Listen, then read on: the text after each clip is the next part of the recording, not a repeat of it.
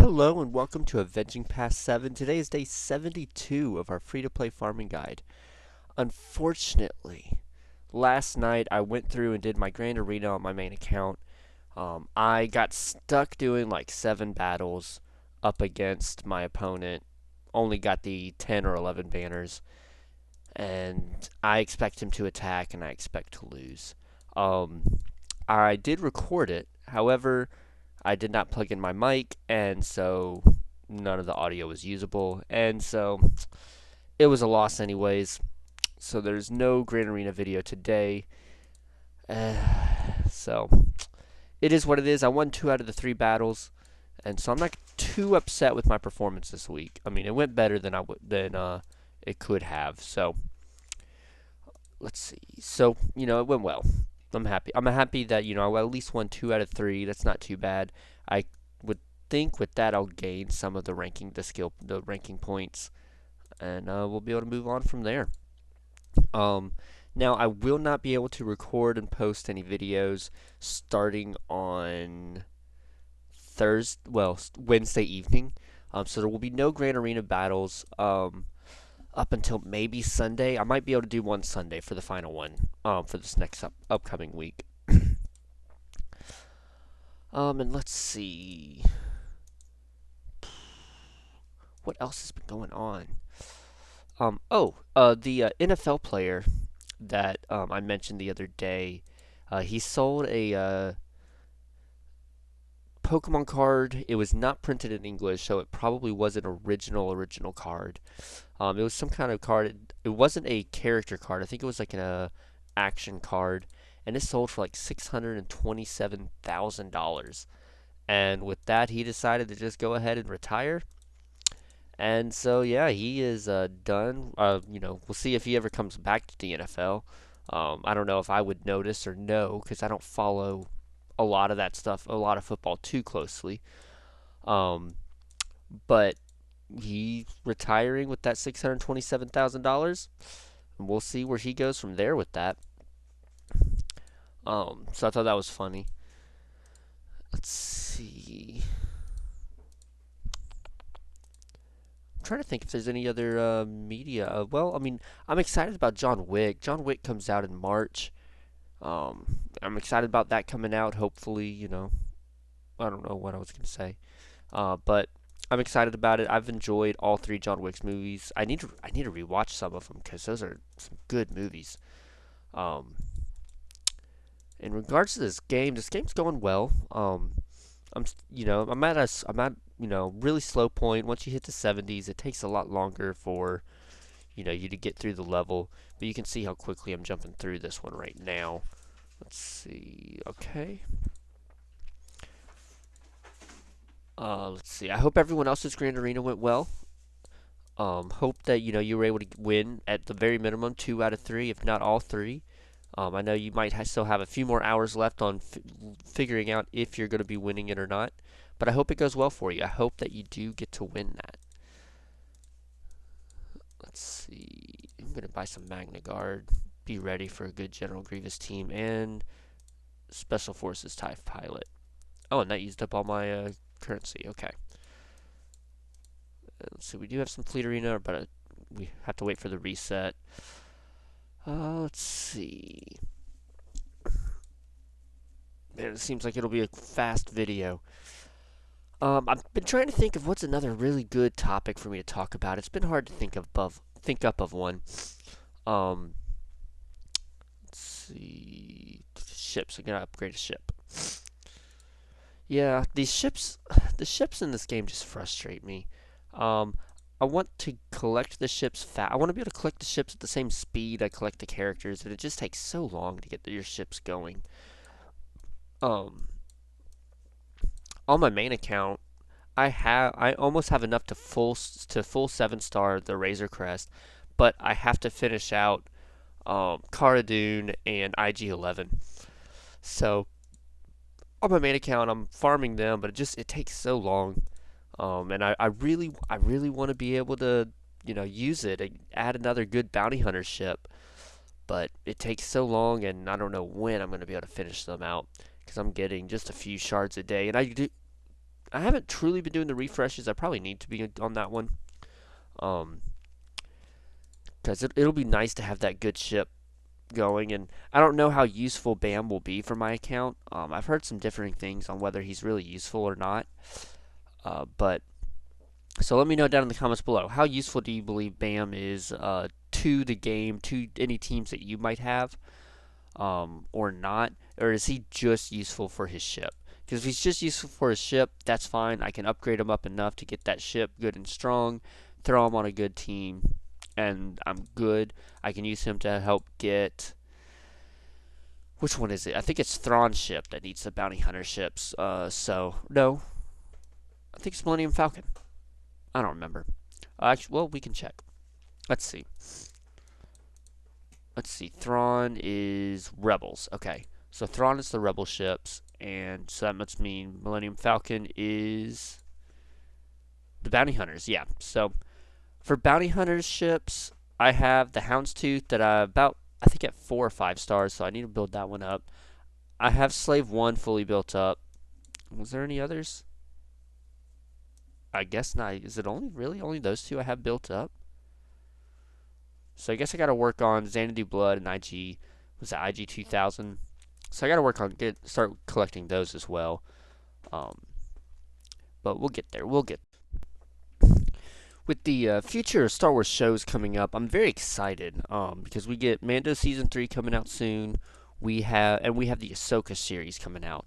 Now with all of those, I'm very excited about them because let's see, Mando season 3 looks like it's going to be telling a really cool story about the Mandalorians taking back Mandalore that they lost during when the Empire started taking over again. Or I say again, when the Empire started taking over. And it looks like it's going to be telling a really cool story with Bo-Katan wanting or being set up to be the leader of Mandalore, but not having the dark saber and that challenge of what comes because of that. And I think that'll be a cool story to tell. And what they do with those characters and with Grogu, with Mando, it's Dave Filoni and Jon Favreau. They know what they're doing. They have good vision set in place. So I'm excited to see what they do with that.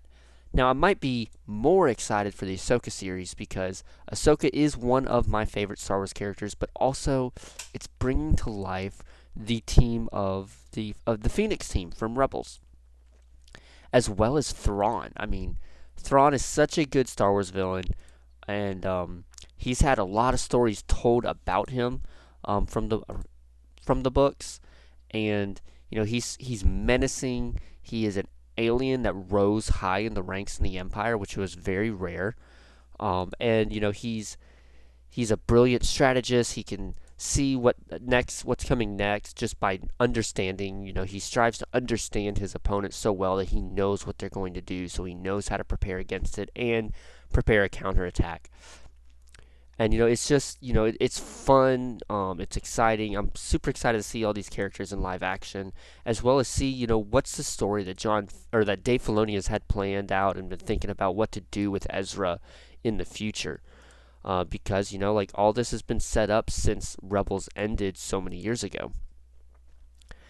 And it'll be awesome to see what do they what is the meeting like when Ezra and Ahsoka meet together again, because their last time that they met was when Ezra saved her from Darth Vader, and they separated ways, and he saved her life, and she knew that at some point she'll probably need to save his.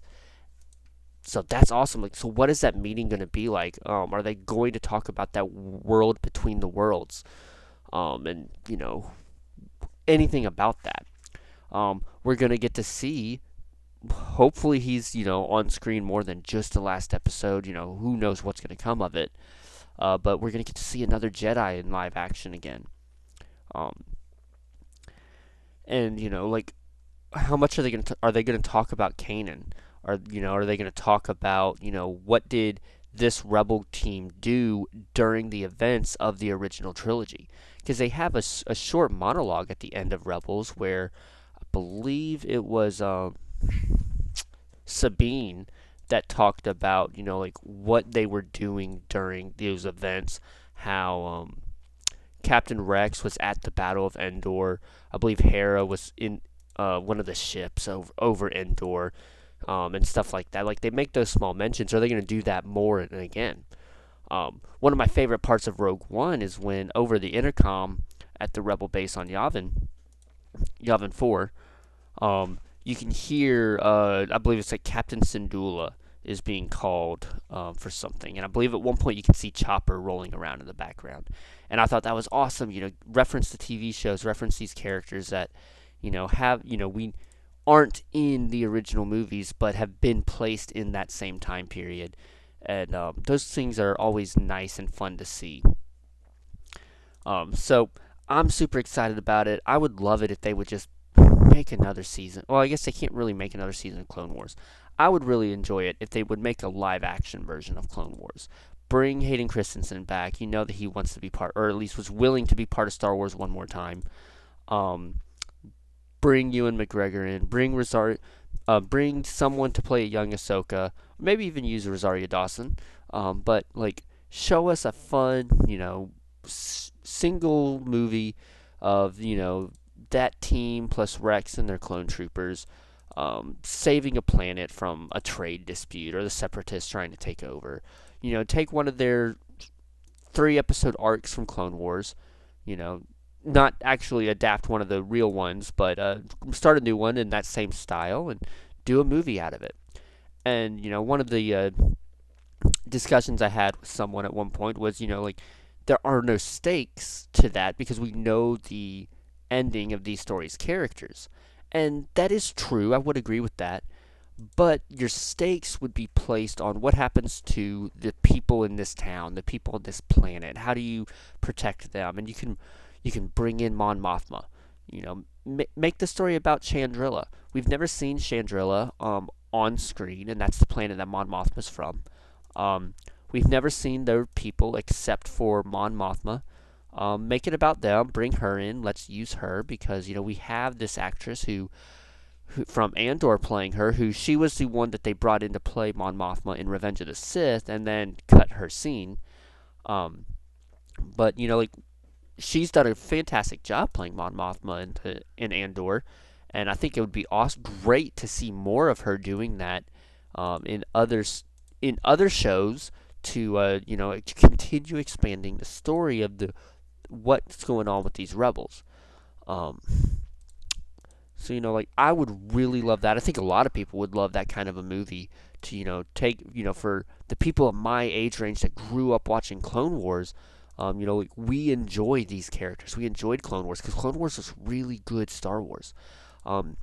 They did a fantastic job, showing and expanding the world of Star Wars and like what is going on these different planets. How did the Separatists affect the other people? One thing that I think I remember being funny, back when Rogue One was coming out, some news source wrote an article on Star Wars is finally showing the war of Star Wars. I thought, it's been showing the war this whole time. How many times do I have to fight the Phoenix team in this mode? They've been showing the war this whole time. I mean, especially in Empire Strikes Back and in Return of the Jedi. It showed that there was a war between the rebels and the Empire, with Echo Base on Hoth, and then of course with the Battle of Endor. Basically, the full entire movie of Return of the Jedi is about this war between the two groups. And then, of course, in the prequel trilogy, there's not much going on in Phantom Menace, but in Empire Strikes Back and Revenge of the Sith, it's very clear that there is a war going on between the Separatists and the Republic. And then with Clone Wars, the entire show is about the war between the Separatists and the Republic. So I don't know, I mean, Rogue One wasn't the first movie to show the war, but I just remember finding it funny that, that was, an article that was written about, like, oh, they're finally showing the war that we've been seeing for 30 years. But yeah, Rogue One's a good movie. I need to rewatch it because I have a lot of critiques for it, and I want to see if they stand up today, having known the story, having known what sets up the movie, having known what comes after the movie. I want to rewatch it and see, do any of my critiques still hold up to me? Do I still have those same critiques about it? Which some of my critiques before rewatching it were that the movie was just felt super super slow and disconnected, and like the first half of the movie isn't needed for the second half. And I remember disliking it. Loving the last half of the movie. Once they were on Scarif and messing with everything over there, I loved it. But a lot of the stuff beforehand, I wasn't a big fan of. So I want to rewatch it and see, do I still feel that same way or do I enjoy the full movie? Because a lot of people really, really enjoyed Andor. Now, Solo was my favorite Disney Star Wars movie. I enjoyed everything about Solo. It made Star Wars fun for me again. It made it fun. It felt like it almost felt like a ride at Disney World that was telling a story. The whole, for that whole 2 hours. I mean, it felt kind of like that kind of experience of like I'm gonna sit here, I'm gonna have fun, I'm gonna enjoy it. I'm gonna get to see new characters, some old characters, see some um, and big moments from the Star Wars universe that have been talked about and we've never seen, like the Kessel Run. So I want to rewatch it again soon and see. I want to rewatch Rogue One again soon and see how my thoughts are on it. I will end it with that. Let me know what are your thoughts on Rogue One. What are your thoughts, and your expectations for Mandalorian Season 3 and Ahsoka series? Y'all have a great day. I will see you tomorrow, and may the Force be with you.